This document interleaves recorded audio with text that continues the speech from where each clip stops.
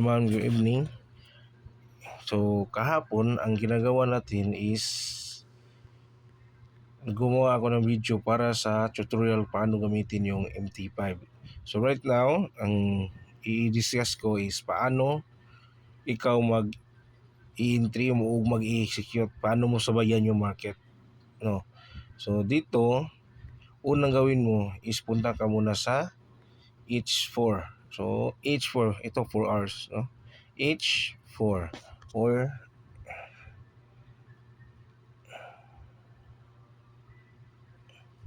H4 or dito ka punta, no? Yan, makita mo H4 yan. So, unang tignan mo is H4. So, H4, yan. So, makikita mo sa H4. So, dito tayo. So, ito na candle is ngayon to, no? Ngayon to na gabi. So, 4-hour candle yan hanggang gabi. So, dito ka magbe-base kahapon, yung kahapon na. So, kahapon ito. So, ito yung kahapon, no? Umangat siya sa news tapos bumaba. So, iyan ang candle natin kahapon. Dito tayo nagtitrade na range. So, ibig sabihin, ito, dito, at dito tayo nag-trade, no? Ganyan lang. So, napapansin yung market ngayon, hindi umabot dito sa ibaba, no? Hindi umabot dito yung market. Dito lang siya at nagbo-bounce. So, bakit dito hanggang dito na siya, sir, at nagbo-bounce? So, maintindihan mo, bakit dyan hanggang dyan lang siya is meron na rin tayong tinatawag na support or resistance. So, ang resistance, ibig sabihin is ceiling, itong isa taas, no? Ceiling. So, bubong. So dito nga area, minsan, hindi minsan, palagi, nag-react yung market, no? So, pagpunta ng price dyan, kung yan yung price, bigla yang bababa. So, napapansin mo ito, tulad ito, bumababa, no? Tulad yan, tulad ito, bumaba. So, napapansin mo, dito na area, no? So,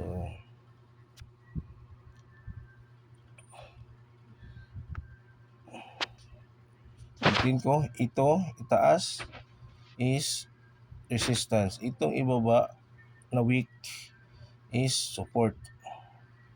Okay? Support. Anong support? Support is flow. Anong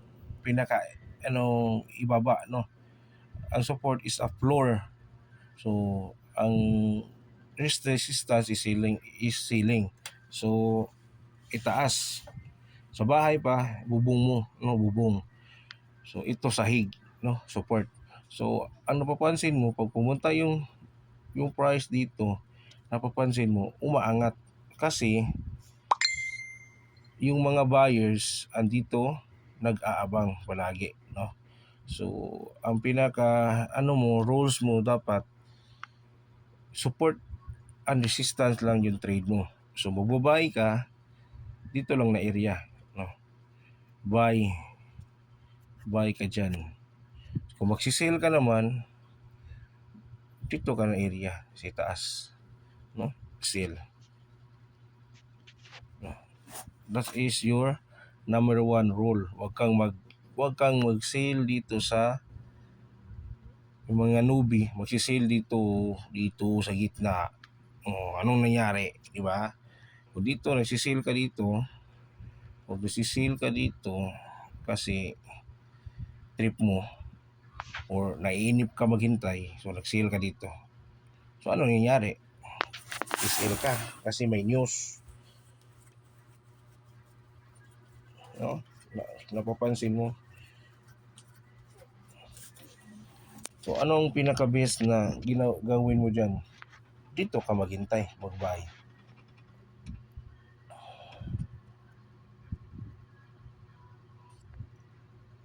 Dito ka mag-buy, maghintay na area. So bakit buy, sir? So, kung titignan mo ang H4 yan, lahat ng candle is almost green lahat, no? Green, green, green. So napapansin mo sa tingnan mo sa daily kabuuan araw, no? Daily activity na sa market, makikita mo, ayan oh, ayan, green, halos lahat. So ibig sabihin diyan, huwag kang mag-sell. So lahat ng entry mo buy, no? So ba mag-sell ka lang kung gusto mo kunin yung kunting bounce. So kasi ang market naman hindi naman siya angat na, kung nakita mo dito sobrang angat, di naman siya ganun sa lower time frame. So nakita mo sa daily time frame, solido siya, no, pulido na naka-green, nakaangat yung daily candle. Pero kung titingnan mo siya sa H1, makikita mo mayroon siyang pagbaba, no? So kunti lang yung pagbaba niya. So nito may baba siya, may red siya, may red, pero kunti lang. Yeah, may red, kunti lang, kunti lang. So mostly yung ang sobrang dami niyang candle is green, no? No, ilang green yan? 1, 2, 3, 4, 5, 6, 7, 8 plus itong candle na to, no? Yan yung nakapag ano ng daily, no? Na totally green siya lahat. Yan. So dito paano mo siya i-trade, sir? Natapos na yung daily niya. So pansinin mo, ito yung daily candle na natin ngayon. So ito na yung pinaka daily candle natin. Draw ka dito ng resistance and support dito. So ano ang gagawin mo dito? So dito na area sa itaas, maghahanap ka ng sell opportunity. Dito naman sa baba, maghanap ka ng buy opportunity. So minsan ang ginagawa ko, pupunta ako sa H4 time frame. Yan. So dito, makikita mo may nagpupula na yan. No? Pero hindi yan ibig sabihin na bumaba agad yan. So lagi mong isipin, itong resistance na to is nabasag, no? Binasag niya, no? Pumunta yung lumagpas yung price sa area na to. So ibig sabihin itong area na to na resistance magiging support na po to, no? Lahat ng binasag pataas is magiging support na. So ang mangyayari dito is pwede siya magbo-bounce dito na area, no? Magbo-bounce siya dyan na area. So pwede siya magbo-bounce dyan na area. So, ano ang pinaka-the best na gawin ko, sir? Hintayin mo sa H15, punta ka sa H15, tignan mo sa H15, tignan mo. So dito nag-consolidate siya. So ibig sabihin yan gumagano ng market, no? Anong consolidation? Gumaganon yung market. That is a consolidation. Tapos ang market meron siyang tinatawag na market structure, no? So meron siyang movement na bubantayan talaga. So itong movement na to, itong biglang angat, tawag namin dyan is rally. So even rally is umangat siya ng walang lingunan, no?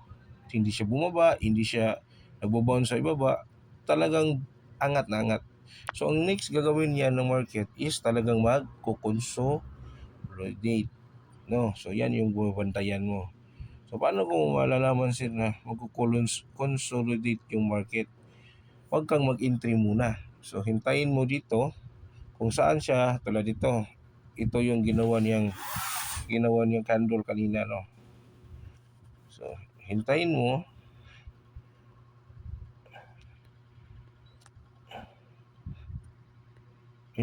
dito na area at dito sa ilalim, yan, ilagyan ko ng blue. Ito, hintayin mo dyan, no? Pagpunta ng market dyan, pag nag-bounce, napansin mo, nag-bounce, pumunta dyan, no, nag-bounce. Dito, biglang, nag-bounce ulit. So, ano gagawin mo dyan, sir? Pwede kang mag-entry dito ng buy, kung gusto mo, sa sale dito. No? Pero, walang kasiguraduhan na mag-hold yung dalawang area. So, ang pwede mo gawin is mag-observe. So, ano ba yung gusto ko, ano bang gusto mong mangyari? Kasi gusto mong mag-sale dito, no? Kasi nasa taas na gusto mong mag-sale. Dapat itong area na to, dito ibaba, dito sa ibaba, dapat ito ma-break. So, paano ba malalaman pag na-break siya? Anong candle malalaman na ma-break? Sabi nila, so ganito yung mukha ng break. So, dito sa ibaba, tingnan natin. Ito. So, this is the range, no? Kanina. So, super break yan. Hanap tayo na hindi yung sobrang tagos. Dito tayo. So, ito. So, dito na area tayo. Kayo, sobrang tagos yun, yung news yun. So, dito tayo. So, dito, mapapansin mo, merong candle dyan. No? Itong range na to. So, mapapansin mo, itong range na to, dito, sa ilalim, dyan siya nagko-consolidate. No? Gumaganon lang siya. Balik, ganon. Katapos, gumanon lang, tapos bumasag. So, ang valid niya pagbasag na candle itong mukha na to. No, dapat naka-close above siya, no? Close above. So, gumanon yung market, gumanon yung candle. So, gumanon, no? Ganon. Meron siyang wick. Gumanon, close, umangat, tapos bumalik. So, meron siya dapat na hindi siya dapat ganyan lang. So, dapat meron siyang wick. So,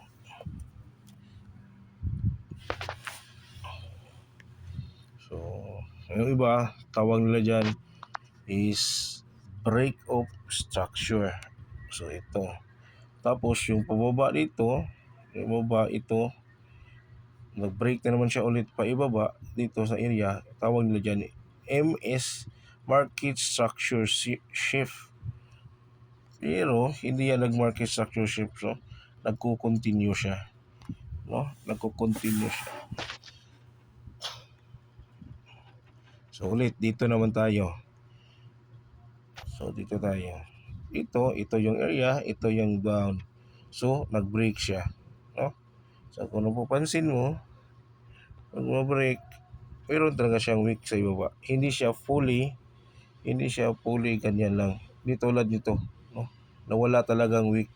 Ito, tingnan mo, meron talaga siya. Kahit kunti. So, yung iba, ang ginagawa nila dyan, pag yung strategy mo is tawag yan breakout strategy yung ginagawa mo, or tawag na dyan opening range theory. So tawag na dyan opening range theory or na tawag nila dyan. Yung iba ganyan ginagawa nila, no? So anong oras, may oras nila ginagawa yan na may malakas na volume. Anong oras pwede kang maggumamit ng orb strategy? 9 EM, no? Umaga. 9 EM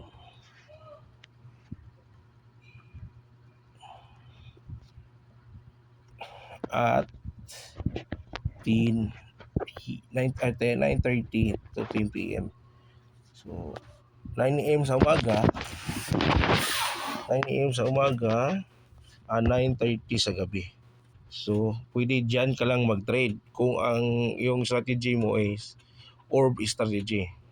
Pwede kang mag isang entry lang sa umaga, no? And isang entry lang sa gabi. Then, what is, kung ano man ang result, tapos ka na. So, bukas na naman ulit. So, tingnan natin sa kaninang umaga. Makikita natin yan eh. Punta tayo sa N15. Sakto eh. Yan, sakto. So, makikita mo dito,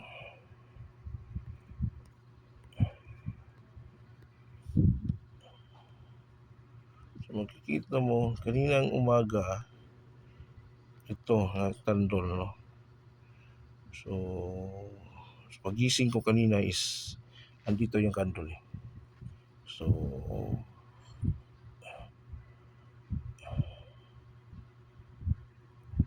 ito na candle, no? So, mas prepare natin, i-high try prepare natin para mas solid yung kwan. Doon ka sa M30. So, ito. So, ito na candle. So, ito na candle yung ito. No? Ito na candle yung area range mo. So, ang mangyayari, lagyan mo niya ng linya, yung itaas, linya sa ibaba. Anong hinihintay mo dyan? Hintayin mo na ma-break itong itaas. Sa orb strategy ha, ito po pag orb strategy yung gagamitin mo. So, hintayin mo yung mabasag. Tulad nito, nabasag. No, nabasag. Kaso, umangat siya. Ito, umangat. Yan, umangat. Kaso, hindi siya nag-close above. Bumalik siya agad sa ilalim. So, talagang hihintayin mo kung ano yung gagawin ng market. So, sa madaling salita, yung market is yung nagbibigay ng signal sa iyo kung anong gagawin. So, kanina, bumalik siya sa range niya. No? Ano papansin, bumalik lang siya sa range. Bumalik. So, ang nangyari dyan is, nag-consolidation siya. No? Nag-consolidate lang siya. So, bumabalik lang siya sa area mo, sa rectangle na yan. No? Bumabalik-balik lang. So, at that time, bigla siyang nabasag. So, sa pagbalik-balik-balik niya, dito na area, nabasag siya. No? Umangat, tapos buwasag. So, ang nangyayari dito is, umangat, tapos bumasag. No? So, nabasag siya. So, pagbasag niya dito, bumalik yung price dito sa ilalim. Bakit bumalik siya? Bumalik kasi tandaan mo, mayroong resistance. So, kung titignan mo sa MH1, resistance po yan dito sa candle na to, sa H1. No? So, napansin mo pag abot niyan dito, napapansin mo, bumaba. Bumaba na yung market. Tuloy, di tayo naka-entry. Okay lang yan. So, meron naman tayong nakalagay dito sa ilalim. So, ganyan lang siya. So, bumaba dito. Pero ito, yung binasag niya is nagiging support. So, napansin mo, dito,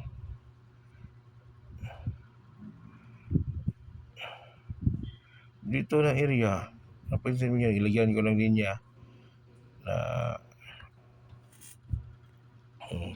tanggalin na natin yan. Papansin mo dyan na area, nagbo-bounce siya. Bakit? basag kasi yung resistance niya dito kanina. So ito binasag niya. So ang resistance pag binasag magiging support, no? Ayan, bumaba na yung market. Naiwan tayo. Kalukuhan talaga. Ayan yung market, oh. Bumaba siya. So anong gagawin natin? Wait tayo. Pwede natin i-adjust yan dito yung yung buy limit. So pwede natin i-adjust yan dito ang area sa binasag niya sa retest. So pwede tayo maghintay dyan. Wala lang. So ulitin ko, yung market is meron siyang tinatawag na support and resistance. Ulitin ko ha. Ang resistance ito ceiling. So napapansin mo bumaba, di ba? Kasi resistance, dapat sell ka dito. Ano mangyari, sell ka dito. So dito sa ilalim yung buy.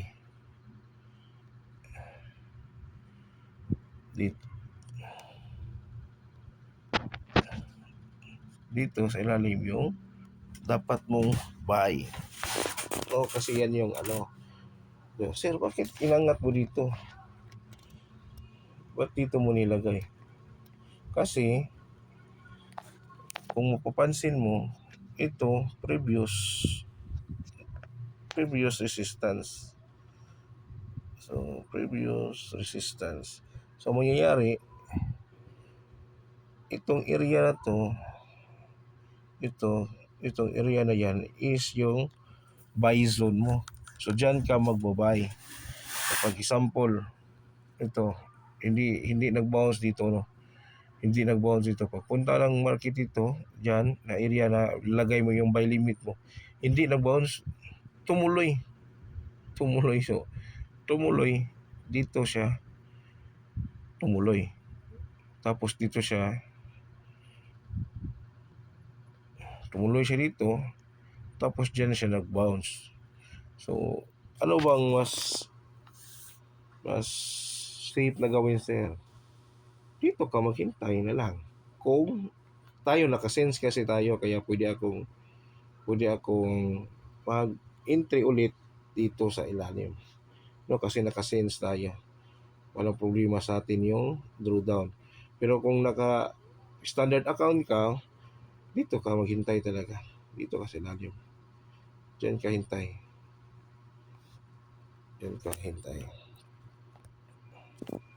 Yan, dyan ka hintay kung naka standard account ka.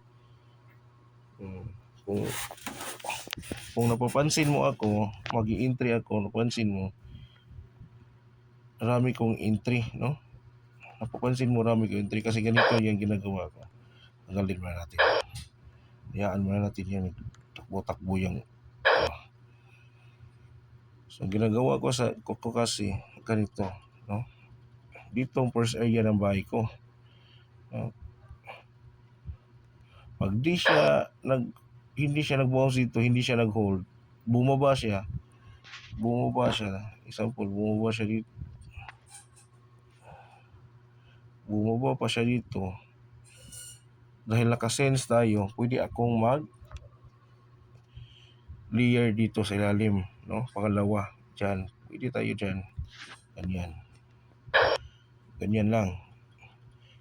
3 entry lang max natin. So ganyan lang.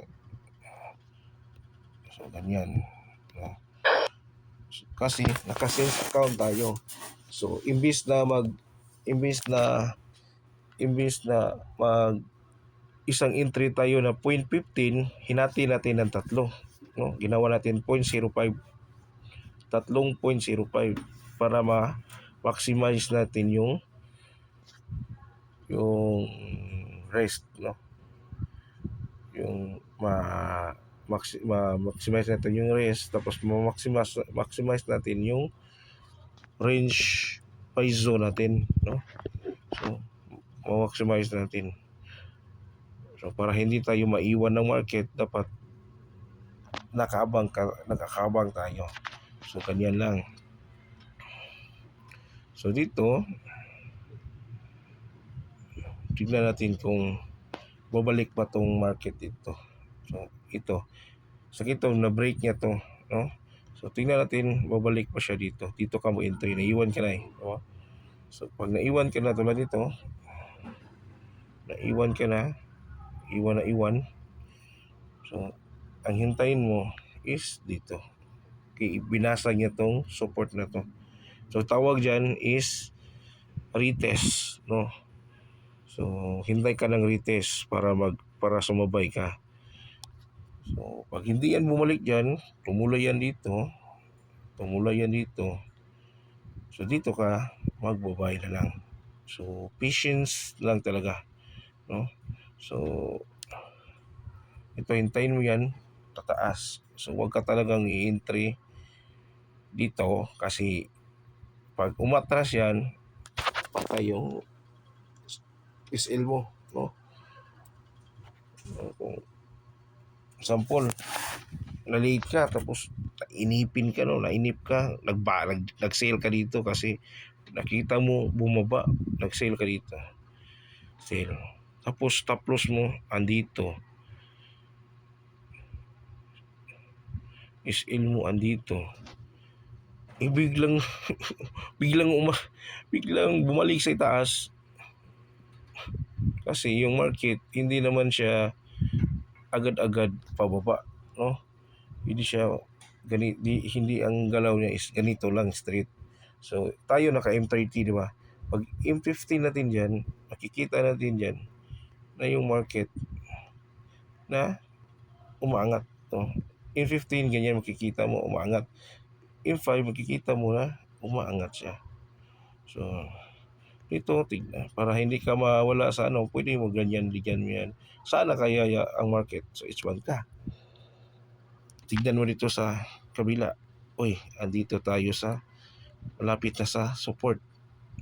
Oh, sa support tayo. So ito na area na to.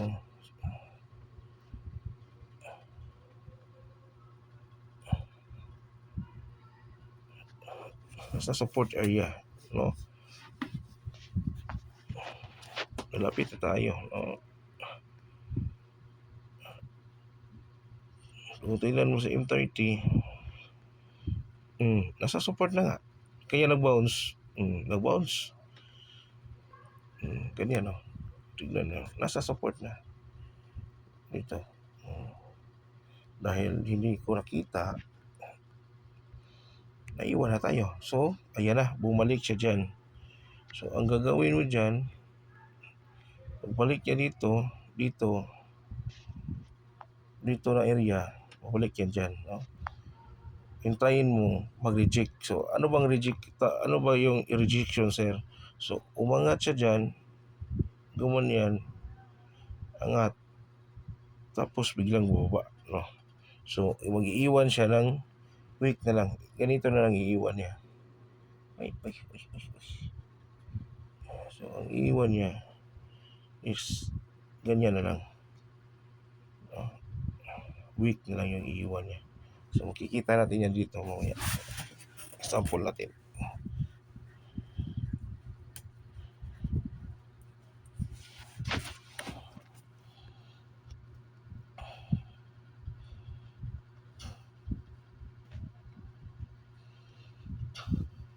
Kailangan siyang umatras, no?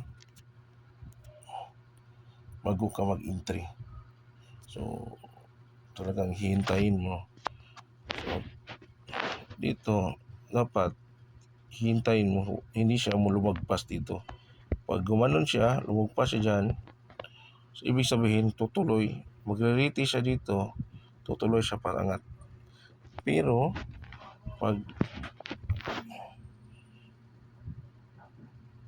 nag-reject siya dito na area, paanga, ganyan, umangat siya. Tapos bilang gumanon, bilang bumaba. So, ibig sabihin, mayroong harang dyan, no? Merong nag-sale dyan. Tingnan natin.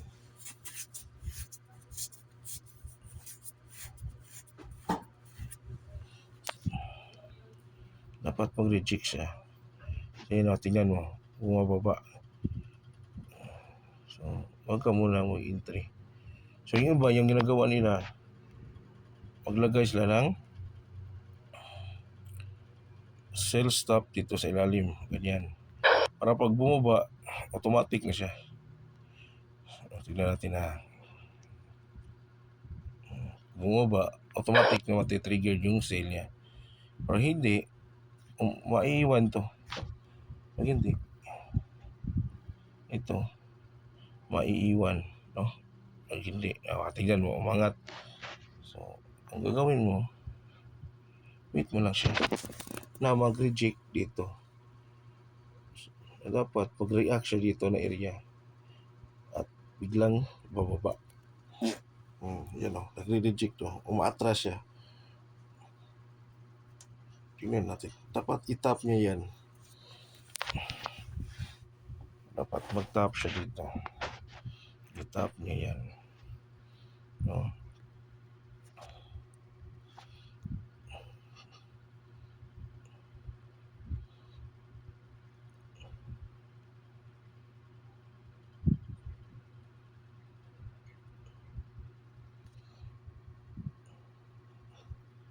Natin.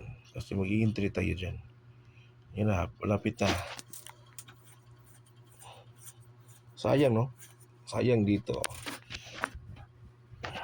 Sayang dito.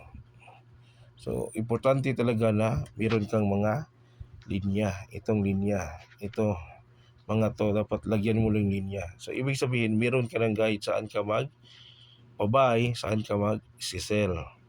So, dito, tingnan natin, mag-react mo dito. Tingnan natin. Cancel muna natin to. Dapat siya mag-react siya dyan. Matras. Matras. Dapat, ang next candle niya dito, panglawang candle, is pula na. So, hindi siya green. So, ayan, pula. Dapat pula. Dapat pula. Wait mo talaga. Kasi pag green pa yan, angat pa yan. Ano lang siya.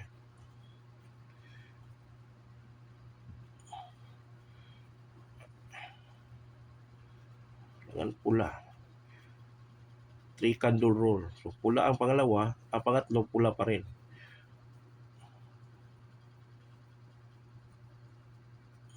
Nagre-reacting dyan. Kasi, order block ang tawag dyan. So, bakit order block, sir? Napapansin mo, mayroong buy, no? Mayroong mga buyers, no? Mayroong mga blue, no? Kaso, na-block sila. Hindi sila nakatuloy sa taas. Kaya, dumitso pa ibaba.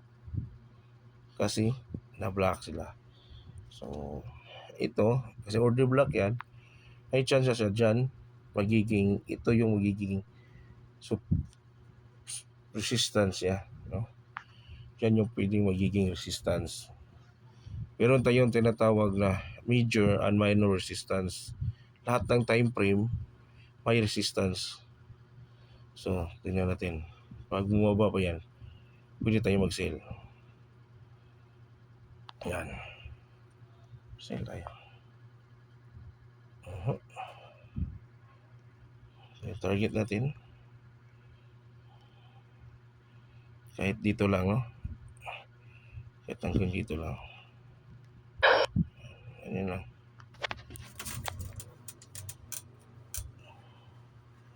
Huwag mo na targetin niya hanggang ilalim.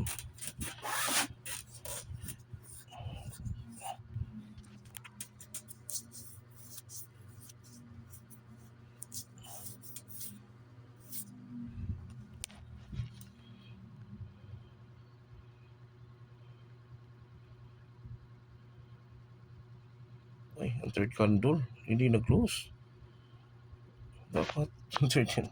Dapat ito, yung third candle na to, dapat na-close ay lalim.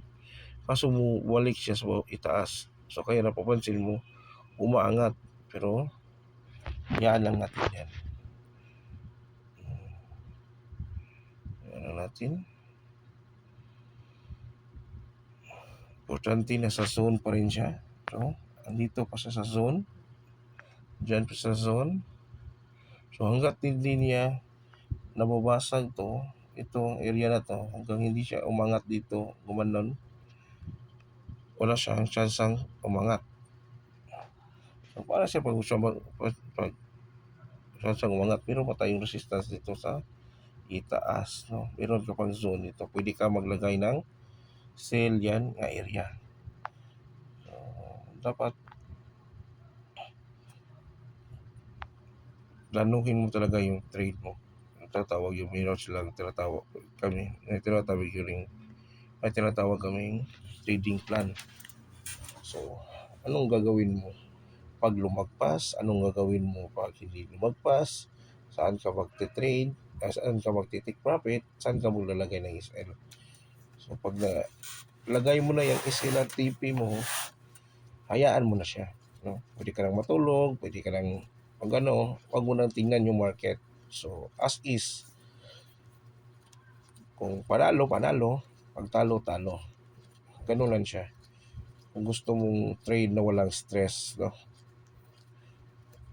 So, kailangan natin ng isang pula. Walang pula. Yan, nag-react pa.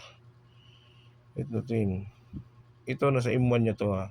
Ito M1, 1 minute to. Ito yung real move ng market. So, ito yung makikita mo yung 1 minute na galaw lang market. So, pag N5 ka, kung mapansin sa N5, nagre-reject pa siya, no?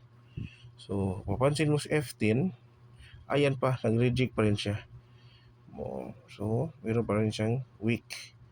Yan, nagre-reject pa siya. Sa M30 ka, ganyan pa siya, hindi pa siya totally nagiging green. So, dapat kung magiging green yan, dapat ang gagawin niya, green pa rin yung dito yung pangalawa para makaproceed siya dito.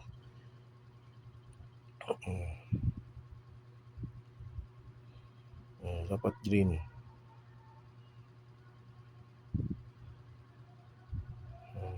Lumalaban pa yung sellers natin.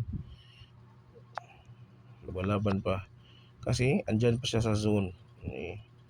Lumalaban pa siya. Yan, lumalaban pa. So, ang gagawin mo, yan mo lang. Basta alam mo lang yung concept ng support and resistance. Hindi ka kakabahan. Hayaan mo lang yan. So, ang gagawin natin para may dipinsa tayo, pwede natin lagyan ng another sell dito sa itaas in case umangat, no? So, pag yan, basta sa sense, pwede ka mag-layer mama. Sa sense lang, knockout, pwede ka mag-layer. Huwag ka sa standard. Kasi risk management yung labanan dito. Yung iba, mga tawag dyan, mga profitable na, yung mga matatagal na, kunti lang yung win rate nila, no? Ang win rate nila is 40%. Imagine mo na dyan, win rate 40%. Pero pag panalo sila, marami ang talo nila, pero pag panalo sila, sobra-sobra naman yung panalo nila. Tignan mo, bumaba. See? Bumaba. Kasi nasa zone ka pa. So, alam mo yung support and resistance. Hahayaan mo lang siya. Bumaba.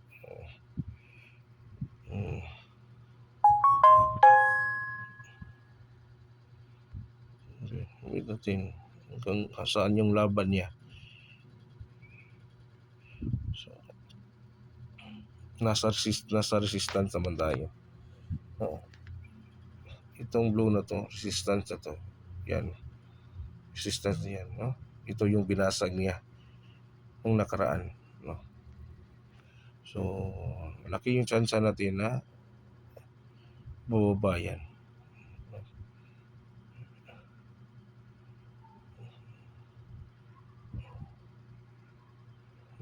Malaban pa rin yung buyers. Ayan lang yan.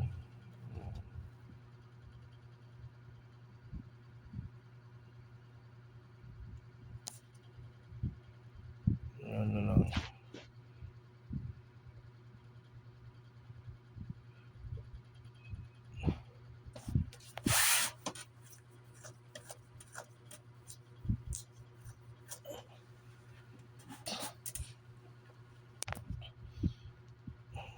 Sa importante nakapag-sale ka sa itaas, no? So dito ang nangyayari, kung nag-sale ka dito kasi na-FOMO ka or nainip ka, gusto mo talagang makasabay, so ang nangyari ngayon, na-trap ka sa sale mo dito, no? Na-SL ka pa. If nilagyan mo yung SL dito sa itaas, so out ka na sa market, no? So dito ang nangyari, parang aangat siya, no? Nabasag na niya. So hayaan na lang natin, meron pa na tayong buy dito sa itaas, meron pa tayong buy dyan sa itaas. So pag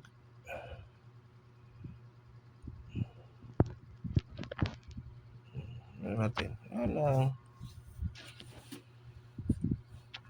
close mo ko muna itong close ko muna itong sobrang haba na.